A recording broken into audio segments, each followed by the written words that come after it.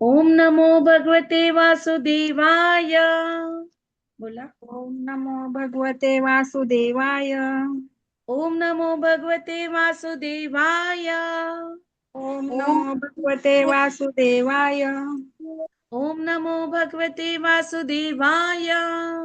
ओम नमो भगवते वासुदेवाय. ओके. आपल्यापैकी कोणाला वाचायचं आहे सांगाल का प्लीज? मी वाचू?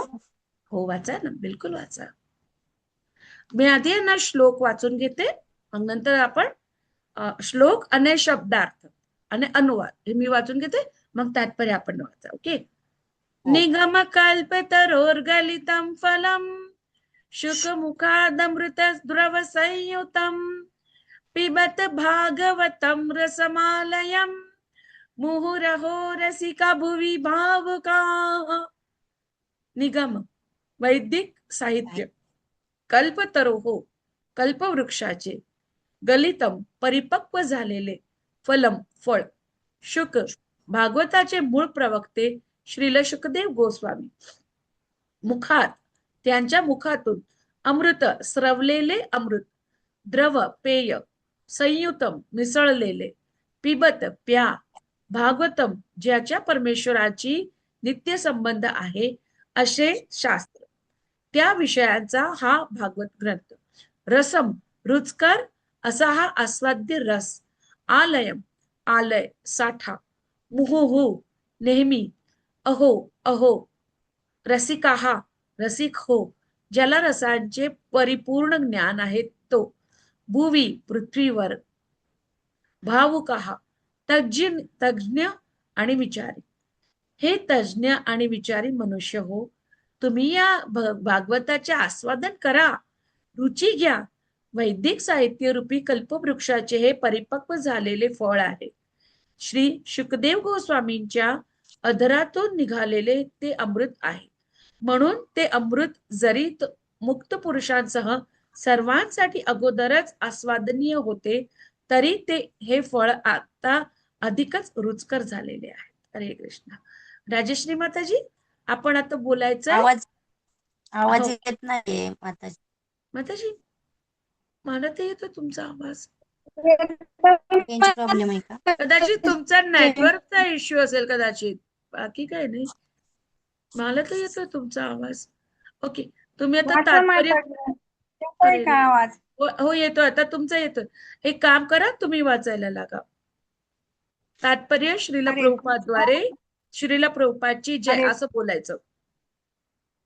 हरे कृष्णा. तात्पर्य शील प्रभुपादांद्वारे शील प्रभुपाद की जय. हो. पूर्वीच्या 2 श्लोकात हा असे हा सिद्ध केले आहे की राजश्री माताजी, आपण नंतरून वाचू. थोडस तुम्हाला मी नंतर वाचायला देते. रेंजच तुमचं ते जाते. नेटवर्क इश्यू वाटतोय. आता पुन्हा त्या गेल्या.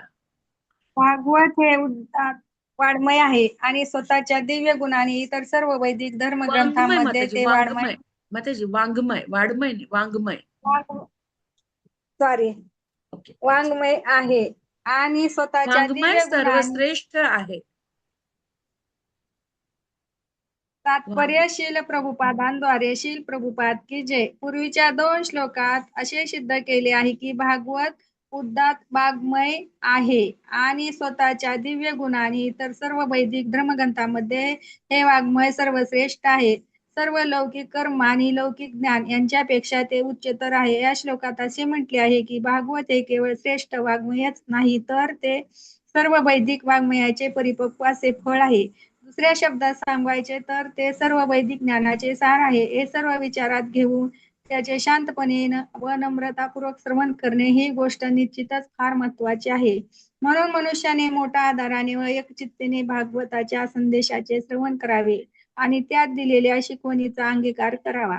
वेदाची तुलना कल्पवृक्षाची केलेली आहे, कारण मनुष्याला जाणण्यायोग्य अशा सर्व गोष्टी त्यात आहेत. वेदामध्ये समाजशास्त्र, राजकारण, धर्म, अर्थशास्त्र, युद्धविद्या, चिकित्सा, रसायन, पदार्थ विज्ञान, अध्यात्मक अशा सर्व विषयाचे ज्ञान आणि त्यांच्या विषयाच्या नियमक तत्वाचा समावेश आहे. देह आणि आत्मा एकत्र ठेवण्यासाठी या सर्वांची आवश्यकता आहे.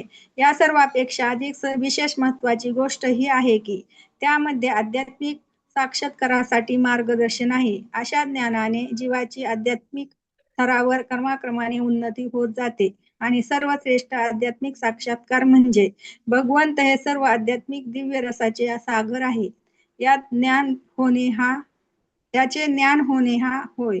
या भौतिक जगात प्रथम जन्मलेले भगवान ब्रह्मदेवापासून ते अगदी लहान मुंगीपर्यंत प्रत्येक जीवाला इंद्रियापासून मिळणाऱ्या काही प्रकारच्या रसाचा आस्वाद घेण्याची इच्छा असते. इंद्रियांना यापासून होणाऱ्या सुखांना रस असे म्हणतात. या रसाचे विविध प्रकार आहेत. अधिकृत शास्त्रात 12 प्रकारच्या विविध रसांची गणना केलेली आहे. 12 रस असे आहे: 1 रुद्र क्रोध, 2 अद्भुत आश्चर्य, 3 शृंगार माधुर्य प्रेम, 4 हास्य, 5 वीर, 6 दया, 7 दास्य, 8 सख्य, 9 भयानक, 10 बिभस्त, 11 शांत आणि 12 वात्सल्य. या सर्व रसांचा निष्कर्ष स्नेह किंवा प्रेम आहे. प्रारंभी प्रेमाची अशी लक्षणे आराधना, सेवा, मैत्री, वात्सल्य आणि माधुर्य प्रेम यात प्रगट होतात आणि या पाचांचा अभाव असतो तेव्हा प्रेम हे अप्रत्यक्षपणे क्रोध, आश्चर्य, हास्य, वीर, भय, बिभत्स इत्यादी रसांच्या रूपाने उपस्थित असते. उदाहरण, जेव्हा कोणी एखाद्या स्त्रीवर प्रेम करतो तेव्हा त्या रसाला दाम्पत्य प्रेम माधुर्य म्हणतात. जेव्हा अशा प्रेम संबंधात विघ्न येते तेव्हा आश्चर्य, क्रोध, बिभत्स किंवा भयानक रूपातही रस उपस्थित होतो. कधी कधी दोघातील प्रेम संबंधाची पराकाष्ठा भयंकर खुनाच्या दृश्यातही दृग्गोचर होते. असे रस मनुष्यात व पशुतही दृष्टीस पडतात. भौतिक जगातील मनुष्य आणि पशु तसेच मनुष्य व इतर जीव यांच्यात या रसाचा विनिमय होणे संभव नाही. रसाचा विनिमय एकाच योनीतील जीवात होणे शक्य असते, परंतु जेथे आत्म्याचा संबंध आहे तेथे गुणात्मक रूपाने ते भगवंतापासून अभिन्न आहेत. म्हणून रसाचा मुळाचा विनिमय जीव आणि भगवंत यांच्यामध्ये आहे. जीव आणि भगवंत यांच्यातील प्रेम संबंध आध्यात्मिक अस्तित्वात पूर्ण रूपाने प्रदर्शित होतो. म्हणून श्रुती मंत्रात पूर्ण पुरुषोत्तम भगवंताचे वर्णन रसो वे सह असे केले आहे. जेव्हा कोणी जीव भगवंताशी जोडला जातो आणि भगवंताशी त्यांच्या स्वभावागत रसाचा विनिमय होतो तेव्हा वास्तविकपणे तो सुखी होतो. हे श्रुती मंत्र असे दर्शवितात की प्रत्येक जीवाची स्वतःची अशी स्वरूप स्थिती असून त्या स्थितीमध्ये तो भगवंताची विशिष्ट प्रकारच्या रसाचे आदान प्रदान करतो. केवळ मुक्तावस्थेत हा मुळचा रस पूर्णपणे अनुभवास येतो. प्राकृत रस हा विकृत स्वरूपात अनुभवास येतो. तो क्षणिक असतो आणि म्हणून भौतिक जगातील रस क्रोधादी भौतिक रूपात प्रगट होतो. जो कोणी कर्माचे मूळ तत्व असणाऱ्या विविध रसाचे पूर्ण ज्ञान प्राप्त करतो त्याला प्राकृत जगात प्रतिबिंबित झालेले मूळ रसाचे भ्रामक स्वरूप समजू शकते. शास्त्र पारंगत विद्वान आध्यात्मिक स्वरूपातील खऱ्या रसाचा स्वाद शोधतो. आरंभी तो भगवंताशी एकरूप होण्याची इच्छा धरतो. म्हणून जे अल्पबुद्धिमान आध्यात्मिकवादी आहेत त्यांना जर विविध रसांचे ज्ञान नसेल तर ते भगवंताशी एकरूप होण्याच्या धारणे पलीकडे जाऊ शकत नाहीत. या श्लोकात असे निश्चितपणे म्हटले आहे की मुक्तावस्थेतील ज्या आध्यात्मिक रसाचा आनंद घेता येतो तो आध्यात्मिक रस भागवतात अनुभवास येऊ शकतो. कारण भागवत हे सर्व वैदिक ज्ञानाचे परिपक्व फळ आहे. हे दिव्य साहित्य नम्रतापूर्वक जर श्रवण केले तर मनुष्याला पूर्ण दिव्य आत्मिक समाधान आनंद प्राप्त करता येतो. मात्र मनुष्याने योग्य व्यक्तीकडून भागवतचा संदेश अत्यंत ध्यानपूर्वक ऐकला पाहिजे. हा दिव्य संदेश नारद मुनींनी आध्यात्मिक जगातून आणलेला आहे आणि आपले शिष्य श्री व्यासदेव यांना दिलेला आहे. त्यानंतर हा दिव्य संदेश श्री व्यासदेवाने आपले पुत्र श्री सुखदेव गोस्वामी यांना दिला आणि श्री सुखदेव गोस्वामींनी यांनी परीक्षित महाराजांना त्यांच्या मृत्यूपूर्वी 7 दिवसापर्यंत ऐकविला. श्री सुखदेव गोस्वामींनी जन्मापासूनच मुक्त जीव होते. मातेच्या गर्भात असताना सुद्धा ते मुक्तच होते. जन्मानंतर त्यांना कोणत्याही प्रकारची आध्यात्मिक साधना करण्याची आवश्यकता नव्हती. जन्मतच कोणीही सांसारिक किंवा आध्यात्मिक दृष्टीने पात्र नसतो. परंतु शील सुखदेव गोस्वामी हे पूर्णपणे मुक्त पुरुष होते. ते प्राकृतिक 3 गुणाच्या पलीकडे मुक्त अवस्थेत होते. त्यांना आध्यात्मिक साक्षात्कारासाठी कोणत्याही विधिनियमाच्या क्रमातून जावे लागले नव्हते. तथापि असे असून देखील ते भगवंताच्या दिव्य रसाकडे आकर्षित झाले होते. कारण भगवंताची उपासना, आराधना वैदिक मंत्राचे गायन करणाऱ्या मुक्त आत्म्याकडून केली जाते. भगवंताच्या लीला सांसारिक लोकांपेक्षा मुक्त जीवांना अधिक आकृष्ट करतात. भगवंत निराकार नाहीत, कारण दिव्य रसाची उत्पत्ती केवळ साकारतच होऊ शकते. भागवतात प्रभूंच्या दिव्य लीलाची वर्णने आहेत. शील सुखदेव गोस्वामींनी त्यांचे अगदी पद्धतशीरपणे वर्णन केले आहे. अशा रीतीने ही विषय वस्तू मुमुक्षांना तसेच परम अनंतात विलीन होण्याची कामना बाळगणाऱ्यासह सर्व वर्गाच्या लोकांना लागू आहे. संस्कृत भाषेत पोपटाला शुक नावाने ओळखतात. जेव्हा पूर्णपणे पिकलेले फळ या पक्ष्याला लाल चंचूद्वारे टोचले जाते तेव्हा त्या फळाचा स्वाद अधिकच वाढतो. ज्ञानात परिपक्व झालेले वेदरूपी कल्पतरूचे फळ शील सुखदेव गोस्वामीच्या मुखातून निसृत झालेले आहे. शील सुखदेव गोस्वामीची तुलना शुकाबरोबर केली आहे. याचे कारण त्यांनी आपल्या ज्ञानी पित्याकडून भागवतचे ज्या प्रकारे श्रवण केले आहे तंतोतंत त्या प्रकारे उच्चारण्याची त्यांची विशेष पात्रता आहे. हे नसून विषय वस्तू सर्व वर्गातील आणि थरातील लोकांना लाभदायक होईल अशा प्रकारे प्रस्तुत करण्याची त्यांची पात्रता हे आहे. या विषयाची मांडणी शील सुखदेव गोस्वामींनी यांच्या मुखातून अशा रीतीने झाली आहे की जो कोणी प्रामाणिक श्रोता नम्रतेने श्रवण करतो त्याला त्यातील दिव्य रसस्वाद त्वरित अनुभवता येतो. हा दिव्य स्वाद लौकिक जगातील विकृत स्वादाहून भिन्न प्रकारचा आहे. सर्वोच्च अशा कृष्ण लोकातून हे परिपक्व फळ एकाएकी पडलेले नाही, तर ते कोणत्याही रूपांतराविना सुखरूपपणे शिष्य परंपरेतून काळजीपूर्वक खाली आले आहे. ज्यांना अशा शिष्य परंपरा लाभलेली नसते ते मूर्ख लोक अनर्थ करून बसतात.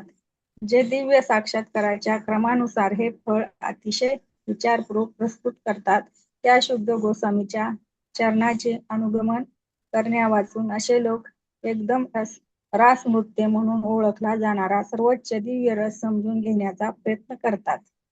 श्री सुखदेव गोस्वामी या विषय वस्तूविषयी फारच दक्ष आहे.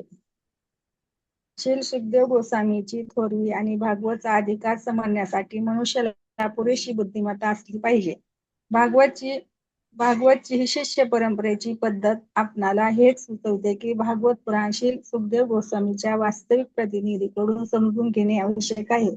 अवैध रूपाने भागवतावर व्याख्यान करून धनसंचय करणारा व्यावसायिक वक्ता निश्चितपणे श्री सुखदेव गोस्वामीचा प्रतिनिधी नाही. त्याची धावपळ उपजीविकेसाठीच असते. म्हणून लोकांनी अशा व्यावसायिक लोकांची प्रवचने ऐकण्यापासून अलिप्त राहावे. बहुधा असे लोक हा गंभीर विषय समजून घेण्याच्या क्रमिक प्रक्रियेने न जाणता सरळपणे या ग्रंथाचा अतिशय गूढ विभागाकडे जातात. ते विशेषतः रासनृत्याच्या विषयावर व्याख्याने देतात आणि त्यामुळे मूर्ख लोकांचा गैरसमज होतो. काही जण आपल्या स्वतःच्या मूळ कल्पनेने हा विषय झाकून टाकतात. त्यांना श्री सुखदेव गोस्वामीच्या पदचिन्हाचे अनुगमन करण्याची कोणतीही इच्छा नसते. म्हणून निर्णय असा आहे की रसाच्या गंभीर अभ्यासकांनी अनुगमन करण्याची कोणतीही इच्छा नसते. म्हणून निर्णय असा की रसाच्या गंभीर अभ्यासकांनी भागवतचा संदेश श्री सुखदेव गोस्वामीच्या शिष्य परंपरेतून ग्रहण करावा. त्यांनी भागवतचे वर्णन आरंभापासून केलेले आहे. ज्यांना आध्यात्मिक शास्त्राचे अल्पज्ञान आहे अशा लोकांच्या समाधानासाठी आणि आपल्या लहरिकातील हे वर्णन केलेले नाही. भागवत अगदी काळजीपूर्वक प्रस्तुत करण्यात आले आहे. त्यामुळे प्रामाणिक आणि जिज्ञासू व्यक्ती सुखदेव गोस्वामी अथवा त्यांच्या प्रामाणिक प्रतिनिधीच्या मुखातून निसृत हे दिव्य रसामृत पान करून त्वरित वैदिक ज्ञानाच्या या परिपक्व फळाचे आस्वादन करू शकतो. हरे कृष्ण. हरे कृष्ण माताजी. हरे कृष्ण.